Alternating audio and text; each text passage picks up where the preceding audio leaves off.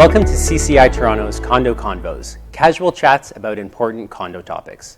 Today we'll be talking about big projects and how to handle them. And with us on our panel today, we have Maria from Fine and Deo, Sally from Synergy, and Murray from Crossbridge. Listen in and be on your way to achieving social and financial success at your condo. Every condo at one stage or another goes through a major capital project. And in order to do that, there's a lot of different considerations that we should be thinking about. So how do you make the project run along seamlessly? What are some of the things you should keep in mind in terms of tendering and communication with owners? So we're going to be talking about a number of those items today. One of the first things that I like to consider is Section 97 of the Act. Because depending on the cost of the project and the type of the project, there might actually be requirements to notify owners or to have a vote of owners. So depending on the cost of the project, there's three different thresholds: under 1% of the annual budget, between 1 and 10% of the annual budget, and above 10% of the annual budget. So under 1%, the corporation can carry out the change without providing any notice to owners. Between 1 and 10%, the corporation has to send out notice to owners and can only carry out the change after they do that. And if it's above 10%, then the corporation is required to obtain the approval of 2/3 of all of the owners in order to carry out that work. And it's important to keep in mind that you need to look at just the part of the project that constitutes an upgrade. So even if the whole project isn't an upgrade, then you look at the cost of that portion of the project to determine whether it falls under those thresholds. Sally, do you have any thoughts on the tendering process? I would start a little bit further back than tendering. For most of the capital projects that buildings are going to undertake, they're going to start with an evaluation. And so an evaluation, meaning some testing, some visual review, some information gathering, it really has three purposes. So the first one is, what's the problem? So why is this component failing? What's going wrong? Why do I need to spend money? So that would be, if I'm looking at a garage, that might be some chain dragging of the surfaces to find out what's hollow sounding, chloride testing, carbonation testing. If it's a wall leak, it might be wall openings or checking, is the window leaking, the wall leaking, the caulking, the through wall flashing? So some investigation. So figure out why it's failing. Figure out the extent of failure, because you need to come up with, if you're going to write a contract, how much leaking crack, how many through-wall flashings am I going to replace? So you need to do the evaluation to come up with the extent of the problem. And then the third part of that evaluation is to come up with a budget for fixing the problem. And so that evaluation stage is very important before you start the tendering process. And the interesting thing to me is that a lot of condos, especially the older ones, are actually turning to their reserve fund study as the only source of information for that evaluation, and a reserve fund study, it does not replace those evaluations. So for the older buildings that know they have those big projects coming up, they should get those evaluations done so that they can give that report to the reserve fund provider. They shouldn't see the reserve fund study as the source of that information. When a building's 10 years old, if I guess what a garage repair is going to look like in 20 years, that's fine, because if I'm off by a bit, we still have lots of time to adjust. If that same project is a year or 2 years away, we need to have this evaluation done, because otherwise our budget risks being way off and we're really reaching into people's pockets for money. So the evaluation is the kind of starting place, and the older condos should have them in order so that they know where they're going on all of those big components. And then you go to what we call the specification. So the specification is the document that tells, that goes out to the marketplace to say, here's what I want to buy. I want you to sell me this scope of work using these materials, using these methods for this extent. And so that's what gets you apples to apples bids. But what's sometimes lost on people, I think, in specifications too, is that there's a lot of decision making that goes into a specification. So you're making decisions about what's the work going to cost. In other words, how am I going to approach it? And what's the durability of the work going to be? Because sometimes you have to build that durability into the design. And so I'll give an example of what I call the tale of two buildings. So this is two buildings that I looked at last year. And one was built in the late 60s, one in the early 70s. They both went through a big balcony repair project in the mid 90s. And they had different engineers with different specifications. So fast forward to 2018, and I go out and look at these two buildings again, because that's how long I've been doing this. And the one that was fixed in 1995 we go to, and the balcony slabs are still in great condition. They don't need any more work, a little bit of cleanup, that's it. Then the other building fixed in 1995 needs about $4 million worth of slab edge repair. So what's the difference between those two buildings? Well, the difference is in the specification. The one specified epoxy coating on the patches, which helps to protect the slab around. The other one didn't. And so the small decisions that might have an impact on cost up front in that spec can have a huge impact in the long term. And obviously for condos, we're all about the long term, right? We're responsible for them over such a long time period that we need to be considering durability. So the spec gets you that. Apples to apples pricing when you go out to tender, and it gets you that, decide the level of quality and durability that you want to build into the project. But Sally, the specs don't stop there. No. I mean, now you know the condition, you know what the problem is. Yeah. But we always find that sitting down with the boards, you've got to talk about more than just that.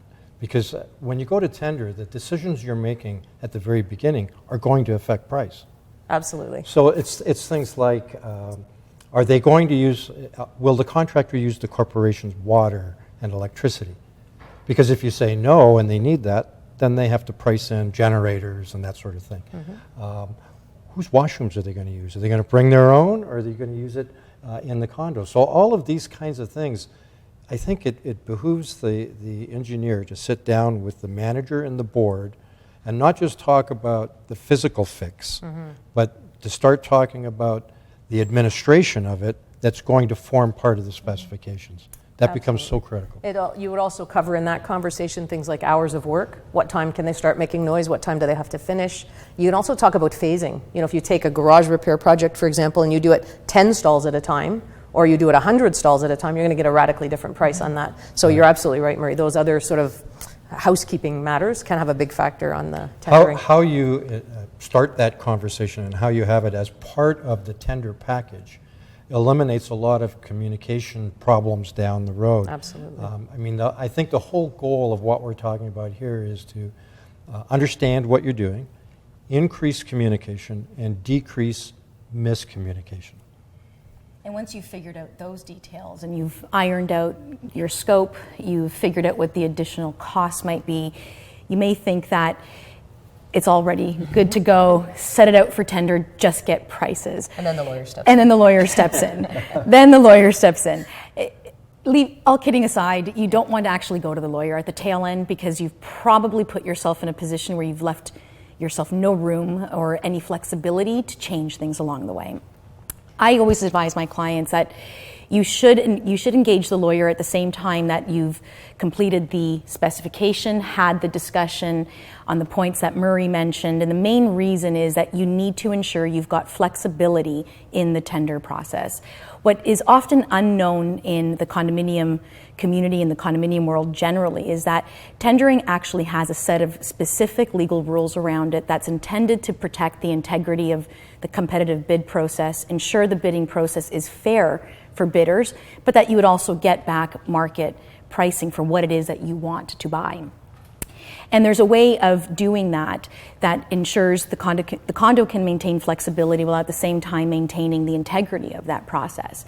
And the way that you would maintain the integrity of that process is by building in certain specific terms and conditions in your specification package or the instructions to bidders that are often attached to that specification package that goes out to everyone invited to actually submit a bid price. And what you want to do and what you want to ensure that you are building into that tender specification package is what rights will the condominium have to alter the terms of the specifications, alter the terms of the contract, negotiate things that perhaps they couldn't figure out in the consultation stage or in the condition evaluation stage.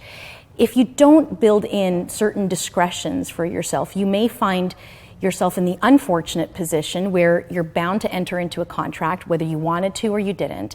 You may be bound to select a contractor whether you like them or you don't, and you may be bound to pick a price on a particular bid whether you like it or you don't, and whether you have the money or you don't.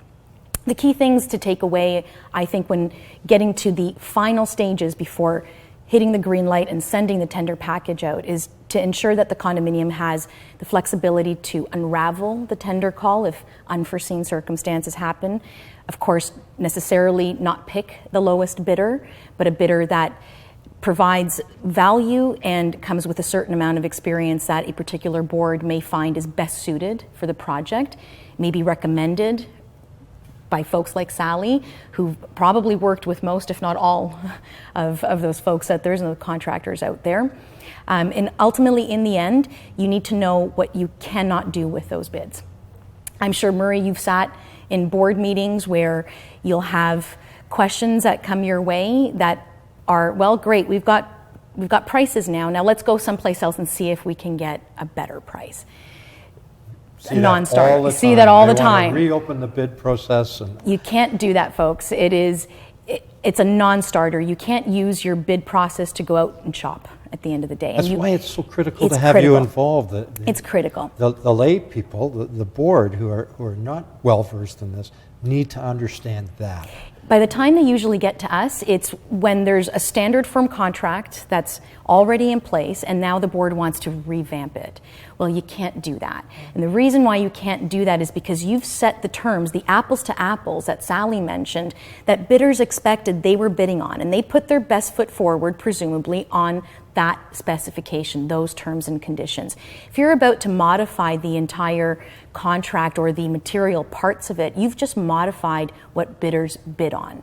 And that can attract a lot of potential liability. And you don't want to find yourselves in the midst of carrying out a project while at the same time dealing with a bidder who's unhappy with the way you handled it. A lawsuit. Yeah. So to say it nicely. The planning stages right at the beginning are so crucial, and they really have to be thought through, and time spent on those stages, and hiring the necessary professionals, right?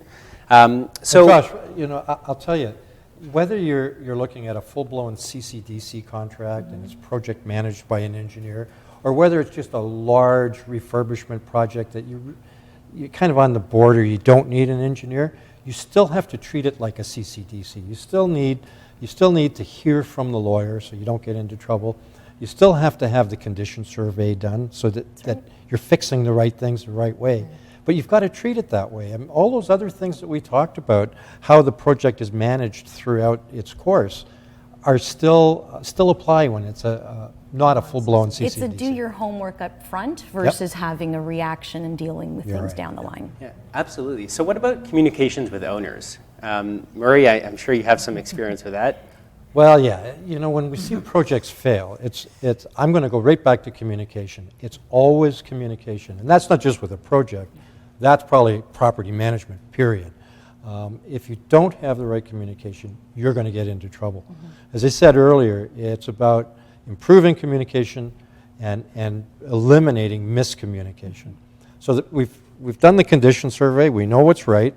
We've got the specifications. We've thought about how we're going to manage this.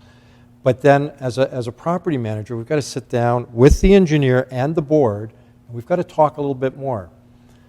What's the schedule? Because we need to relay to the owners how we're doing on the schedule. If weather affects the schedule, then what are the milestones? If I can't tell you we've got 3 weeks, I've got to at least be able to tell you we're 75% of the way there. And what do those communications look like? Keeping the community involved also says, look, if we're doing a window replacement and it's hot out, do I have someplace cool? Is it a noisy project? Do I have a quiet place? Lots of people work at home today. Mm-hmm. Can they bring their computers down and work at home? There's all of these things to consider. If the power's going to be shut off, how do we alert them? So for me, keeping the community engaged is always about regular communication. Absolutely. And I think it's important, too, not to limit yourself to the Condominium Act requirements in terms of notice, right? It's all these other types of communication, town hall meetings, elevator posted notices and things of that nature. Oh, parking, pedestrian flow, talking to staff in the buildings. What do you tell your security crew? What do you tell your cleaning crew? How are they going to manage through this? Mm-hmm. But more importantly, I think, is a communication protocol. Who gives who instructions? Absolutely. It's the manager to the engineer or the project manager to the contractor. It's the board to the manager. It's the owners to the manager. The manager essentially becomes the hub of communication. If you have everybody running around giving different direction, what scares me is this whole issue of stepping in and saying the wrong thing and the corporation suddenly becoming the constructor. That's right. Right? And so with the lawyer's input up front, you're getting warnings about constructor, you're getting warnings about reopening the bid package. All of these things are coming from someone other than the manager. I think, Murray, I think that the communication is also critically important just because of the financial matters. So in other words, sometimes a contractor and a property manager will think they can sort of swing a side deal. While you're here, can you fix that too? And then nobody ever does the paperwork, and then everybody's pointing at each other about who do I invoice and how do I get paid. So it's, like you said, it's much better if the communication is very clear, because one of the other roles that the engineer plays is to also do contract administration. So that would be going out to the site to review the quality of the work, making sure that they're complying with the spec, checking quantities of any unit rate items, and doing certificates for payment so that you know how much you need to pay each month. And so obviously, if there's any change to the contract, that needs to be processed through change orders properly. And so everybody knows what the expectations are, what the new scope of work is. And when you start to have miscommunications, unit owners asking contractors to do work, property managers asking contractors to do work, or even just communication going in the wrong direction, you run a real risk of losing control on the contract administration side. And then you're in a fight, which you don't need, because then the lawyers make more money. Having the three disciplines involved is critical, because Certainly is. boards are indemnified if they're acting on the advice of That's a correct. professional. That's correct. And so if you can show all the way through the process, you've talked to the lawyer, to the engineer, the property manager has approval of the board on how you administer it, you're going to have a nice, clean project. And once You'll you're- never satisfy the owners. Well, that's sometimes not the point. You still have to get the work done. And when everybody ships out, you still have to worry about the follow-through from the contract administration. Sally may have certified the final invoice that needs to be paid to the contractor. You've been monitoring the work throughout, but you still need to do some due diligence afterwards, set timelines for when your warranties expire, monitor the performance of the work as you're getting used to using the building with that new construction, see if there's any damage, make sure you report it in time, make sure you get Sally involved in time to verify, identify, tell us if it's covered under the warranty or it's not, and then if you have to, you use that and make your claim accordingly. Yeah, so lots of things to consider for boards and managers when going through these types of projects. Thank you so much to Maria, Sally, and Murray for joining us today on CCI Toronto's Condo Convos.